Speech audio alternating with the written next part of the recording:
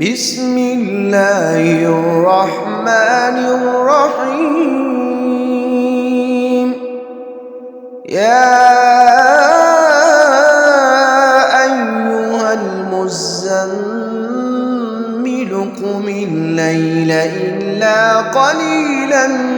نصفه أو انقص منه قليلا أو زد عليه ورتل القرآن ترتيلا إنا سنلقي عليك قولا ثقيلا إن ناشئة الليل هي أشد وطئا وأقوم قيلا إن لك في النهار سبحا طويلا واذكر اسم ربك وتبتل إليه تبتيلا رب المشرق والمغرب لا إله إلا هو فاتخذه وكيلا واصبر على ما يقولون واهجرهم هجرا جميلا وذرني والمكذبين أولي النعمة ومهلهم قليلا إن لدينا أنكالا وجحيما وطعاما ذا غصة وعذابا أليما يوم ترجف الأرض والجبال وكانت الجبال كثيبا مهيلا إنا أرسلنا إليكم رسولا شاهدا عليكم كما أرسلنا إلى فرعون رسولا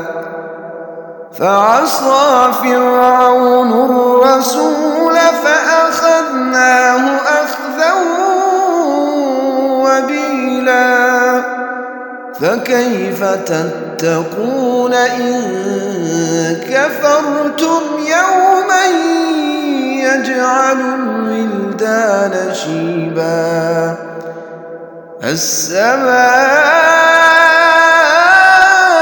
السماء منفطر به كان وعده مفعولا إن هذه تذكرة فمن شاء اتخذ إلى ربه سبيلا إن ربك يعلم أنك تقوم أدنى من ثلثي الليل ونصفه وثلثه وطائفة من الذين معك والله يقدر الليل والنهار علم أن لن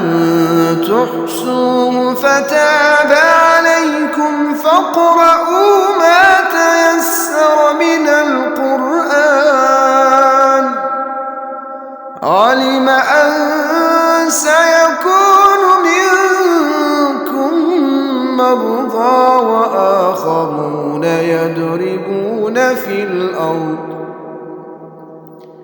وآخرون يضربون في الأرض يبتغون من فضل الله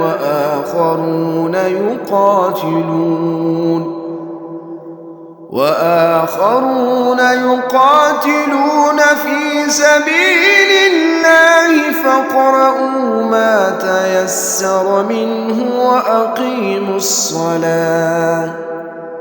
وأقيموا الصلاة وآتوا الزكاة وأقرضوا الله قرضا حسنا